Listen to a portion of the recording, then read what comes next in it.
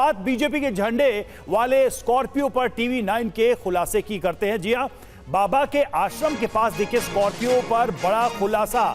जी हां, ये खुलासा हम आपके सामने करने जा रहे हैं। बीजेपी का झंडा लगे स्कॉर्पियो तक पहुंचा टीवी 9 और मैनपुरी के बिचवा आश्रम में दिखी थी ये स्कॉर्पियो। मैनपुरी एटा हाईवे के टोल पर भी ये स्कॉर्पियो दिखी थी। स्कॉर्पियो मालिक ने टीवी 9 पर बड़ा खुलासा किया है।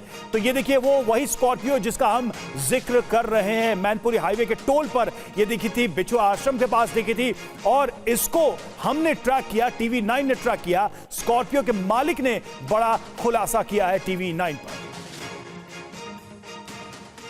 और आपको आगे बताएंगे स्कॉर्पियो के मालिक ने आखिर क्या खुलासा किया है। लेकिन उससे पहले आपको ये 3 तस्वीरें देखिए, जरा गौर के साथ देखिए, जो स्कॉर्पियो के रहस्य को बेपर्दा करती हैं तस्वीरें। पहली तस्वीर में स्कॉर्पियो की वो तस्वीर है जो टीवी 9 ने हादसे के अगले दिन यानी कि 3 जुलाई को सबसे पहले ये तस्वीर हमने आपको दिखाई थी और इसमें बीजेपी का झंडा लगा हुआ था, आप देख भी पा रहे हो। और ये कार मैनपुरी के बाबा के बिछुआ आश्रम से निकलती हुई दिखी थी।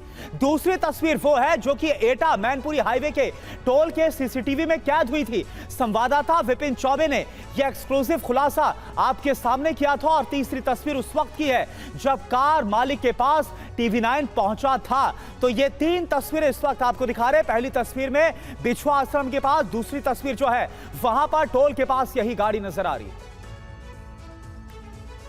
और देखिए सबसे पहले आपको विपिन चौबे की वो रिपोर्ट दिखाते हैं जिनमें सफेद रंग की स्कॉर्पियो कार हाईवे के टोल प्लाजा पर लगे सीसीटीवी में कैद हुई थी। 2 जुलाई को हाथरस के फुलरई में एक बड़ी घटना के बाद जिसमें 122 लोग मारे गए, उस सत्संग को करने वाले तथाकथित बाबा नारायण साकार हरि उर्फ भोले बाबा उर्फ सूरजपाल किस तरफ गया, कहां गया, कौन सी गाड़ी में बैठा था, उस गाड़ी का नंबर क्या है, पहली बार टीवी पे आपको हम दिखाने जा रहे हैं। बाबा की गाड़ी में आगे की सीट पर कौन बैठा था, बाबा किस गाड़ी में सवार था, बाबा की गाड़ी का नंबर क्या था और बाबा के गाड़ी काफिले में कितनी गाड़ियां चल रही थी, वो सब कुछ आपको टीवी 9 भारतवर्ष पहली बार दिखाने जा रहा है। और ये देखिए सबसे पहले हम आपको दिखा रहे हैं, यहां पर देखेंगे आप, ये 2 जुलाई की फुटेज है जिसमें 2:09 पर ये टोल प्लाजा, हासूपुर टोल प्लाजा जो पड़ता है, आसपुर टोल प्लाजा जो पड़ता है उसको क्रॉस कर रहा है। 2 जुलाई को आसपुर टोल प्लाजा को क्रॉस करते हुए ये तस्वीर है और ये बाबा के काफिले की पहली गाड़ी है जिसका नंबर हम आपको दिखाने जा रहे हैं, DL 10CH8756। और इसमें आप देखेंगे आगे बैठा शख्स शीशा खोल के हाथ दिखा रहा है कि टोल नहीं लेना है। और यहां टोल पर बैठे जो कर्मचारी हैं बेचारे, वो टोल, क्योंकि इतनी स्पीड में गाड़ियां आती हैं, नियमों को धत्ता बताते हुए ये लोग बिना टोल दिए यहां से गुजरते हैं और टोल के बैरियर को हटा दिया जाता है। ये बाबा के काफिले की पहली गाड़ी है। जी। अब इसके बाद दूसरी गाड़ी आएगी, दूसरी गाड़ी का हम आपको नंबर, बस ठीक है, UP 14 DX 1234। ये उस तो हमारे संवाददाता विपिन चौबे की रिपोर्ट आपने देखी और जिस स्कॉर्पियो को हमने आपको दिखाया टीवी 9 पर, स्कॉर्पियो मालिक नरेंद्र का खुलासा मैनपुरी के बिछवा से सुबह 11 बजे निकला था। यह कहा गया है नरेंद्र की तरफ से, जो स्कॉर्पियो मालिक है, 12 से 1:30 बजे तक बाबा के साथ हाथरस में रहा। 1:30 बजे हाथरस से काफिले के साथ निकला। बिछवा पहुंचने पर हादसे की जानकारी मिली। स्कॉर्पियो मालिक ने क्या कहा यह आपको सुनवा देते हैं। काफिले में हम गए थे। काफिले में जब काफिला स्टार्ट हुआ था करीब 11 बजे के आसपास बिछवा से सिकंदराव पांडाल के लिए निकले थे 11:05 या 6 मिनट पे लगभग। उसके बाद 12 बजे के आसपास हम बिछवा पहुँचे, सिकंदराव पांडाल में पहुँचे। वहाँ ब्रह्मवाणी सुनी और 1:30 बजे के आसपास जब सत्संग समापन हो गया, जैसे ही आरती स्टार्ट हुई, फिर वहाँ से वापस गुरुजी के साथ हम काफिले में निकल गए बिछवा के लिए। जैसे ही हम बिछवा पहुँचे तो मेरे पास मेरे साथियों का फ़ोन आया कि नरेंद्र भैया ऐसे बात हो गई है, पांडाल पे घटना घट गई है, कुछ फिसलन के वजह से कुछ संख्या में लोग गिरते जा रहे हैं और बहुत ज़्यादा गिरते जा रहे हैं, आप जल्द से जल्द आ जाओ। तो मैंने उनको कहा कि आप लोग जब तक एम्बुलेंस वगैरह बुलाओ और जो आयोजक करता है कमेटी वाले, आप उनको इन्फॉर्म करो, उनको बुलाओ, वो आके देखेंगे जब तक हम पहुँचते हैं। क्योंकि मैं बिछवा हूँ, यहाँ से पहुँचने में लगभग मुझे 1 घंटा लगेगा, क्योंकि 58 किलोमीटर की दूरी थी और 58 किलोमीटर पहुँचने में कम से कम 1 से 1.5 घंटा लगता ही लगता है। और स्कॉर्पियो मालिक नरेंद्र का सनसनीखेज खुलासा, कुछ स्थानीय गुंडों ने मारपीट की, ये भी नरेंद्र ने कहा। सत्संग में पहुंचे लोगों ने भगदड़ मचाई और मारपीट की वजह से भगदड़ मची, ये भी नरेंद्र का दावा है। फायर ब्रिगेड के पानी से फिसलन हुई थी। आइए सुनते हैं क्या है दावा नरेंद्र का। और जानकारी ली तो सबने यही बताया कि कुछ गुंडे थे जो एक ड्रेस में थे और थोड़े मोटे मोटे से थे और जो अपने आप को बता रहे थे कि हम सत्संग में ही हैं, लेकिन उनको कभी देखा नहीं गया। उन्होंने भगदड़ मचाई, उन्होंने कुछ मारपीट करी, जिस वजह से भगदड़ ज़्यादा मची।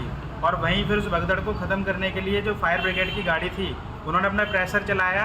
उस प्रेशर से संगत इधर उधर ज़्यादा भागने लगी, रपटन हो गई थी, फिर गिरने लग गई, फिर अफड़ा तफड़ी का माहौल बन गया वहाँ पर बहुत ज़्यादा। सेवादारों ने नहीं करी, वो सेवादार नहीं थे, वो वहीं के कोई लोकल थे या कुछ थे।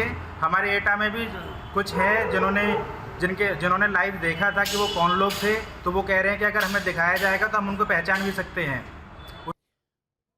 और वहीं बीजेपी का झंडा लगाने पर स्कॉर्पियो मालिक की सफाई भी सामने आई है। बीजेपी का फैन होने की वजह से झंडा लगाया स्कॉर्पियो मालिक नरेंद्र की तरफ से बताया गया है। स्कॉर्पियो कार में हमेशा झंडा लगा रहता है, सिर्फ काफिले में जाने की वजह से यह झंडा नहीं लगा। सुनिए क्या कहा। ना पॉलिटिकल पार्टी से कोई लेना देना नहीं है। एक्चुअली मैं जो हूँ वो मोदी जी का बहुत फैन हूँ, इस वजह से मैं गाड़ी पे लगाया हुआ है। और काफिले में ही नहीं, मैं जहाँ भी जाता हूँ, हर जगह जाता हूँ, 24 घंटे मेरी गाड़ी पे झंडा लगा हुआ होता है। मोदी जी का बहुत बड़ा फैन हूँ, बीजेपी पार्टी के समर्थन में हूँ। रिश्तेदार भी हैं, बट ये जो मैंने लगाया हुआ है झंडा, वो मैंने रिश्तेदारों की वजह से नहीं लगाया हुआ है। और चलिए सुमंत हमारे संवाददाता जुड़े, उनका सीधा रुख करते हैं। सुमंत, वो स्कॉर्पियो गाड़ी जिसमें बीजेपी का झंडा लगा हुआ था, इसकी एक एक तस्वीर हमने दिखाई है। हालांकि जो स्कॉर्पियो मालिक है उनकी तरफ से अलग अलग दावे जरूर किए जा रहे हैं कि क्या हुआ था, क्यों हुआ था, लेकिन अभी तक की जो इन्वेस्टिगेशन हुई है, जो अभी तक हो रहा है, जिसे आप ट्रैक कर रहे हैं, उसमें क्या बड़ी बातें निकल कर आ रही है सामने? देखिए करुणा, आज हाथरस में इस मामले से जुड़े कई डेवलपमेंट है, ये मैं आपको बता दूं। इस वक्त मैं हाथरस पुलिस लाइन के ठीक सामने मौजूद हूं। जानकारी ये मिल रही है कि इस मामले में जो मुख्य आरोपी, जो बाबा का करीबी, बाबा का भरोसेमंद, बाबा का सेवादार और राजदार देव प्रकाश मधकर, जिसको यूपी पुलिस ने अरेस्ट किया है, वो पुलिस लाइन उसे लेकर पुलिस आ सकती है और यहाँ पे एक प्रेस कॉन्फ्रेंस किया जा सकता है। उसमें ये भी जानकारी मिल रही है कि जो यूपी पुलिस ने जो बीती रात उसे गिरफ्तार किया, उसके बाद से लेकर अब तक जो उससे पूछताछ हुई है, उसके बारे में भी पुलिस जानकारी दे सकती है। इसके बाद हाथरस कोर्ट में आज देव प्रकाश मधकर को पेश किया जाएगा। दूसरा सबसे बड़ा डेवलपमेंट करुणा यह है कि मुख्यमंत्री योगी आदित्यनाथ ने यह हाथरस भगदड़ कांड की जांच के लिए जो जुडिशियल कमीशन का गठन किया था, आज उसके जो तीनों सदस्य हैं वो आज यहाँ पे उनको हाथरस के दौरे पे हैं, यानी अब से थोड़ी देर बाद वो यहाँ आएंगे। प्रशासनिक अधिकारियों से मुलाकात करने के बाद वो घटनास्थल का भी दौरा करेंगे। अब तक 132 लोगों के जो बयान रिकॉर्ड हुए हैं, या अब तक जो भी इन्वेस्टिगेशन एसआईटी ने, पुलिस ने, जो तमाम लोगों ने जो अभी तक किया है, इन सभी की जानकारी आयोग के सदस्यों को दी जाएगी। और उसके बाद आयोग के सदस्य फुलराई में उस जगह पे भी जाएंगे जहां मंगलवार को ये दर्दनाक हादसा हुआ था। तो पूरा आज कई तरह के कार्यक्रम है, लेकिन सबसे ज्यादा जो नजर है वो टिकी हुई है कि देव प्रकाश मधकर को लेकर जो जानकारी मिली है कि पुलिस क्या खुलासा कर सकती है, क्या नई जानकारी दे सकती है, ये इस पर सबकी निगाहें टिकी है। क्योंकि देव प्रकाश मधकर ने ही परमिशन ली थी और पूरे घटनाक्रम की जो जानकारी है देव प्रकाश मधकर से, माना जा रहा है कि कुछ अहम खुलासे, कुछ चौंकाने वाली जानकारी पुलिस आज सामने रख सकती है। तो उसका फिलहाल इंतजार किया जा रहा है। जानकारी यही मिल रही है कि देव प्रकाश मधकर से लगातार जो एसटीएफ के लोग हैं, यूपी पुलिस के आला अधिकारी है, ये तमाम लोग बिल्कुल मधुकर के बयान से जो इस पूरे मामले में आगे की कड़ियां और जुड़ेंगी और बाबा के लिए क्या मधुकर के बयान नए संकट पैदा करेंगे, ये भी एक अहम सवाल है।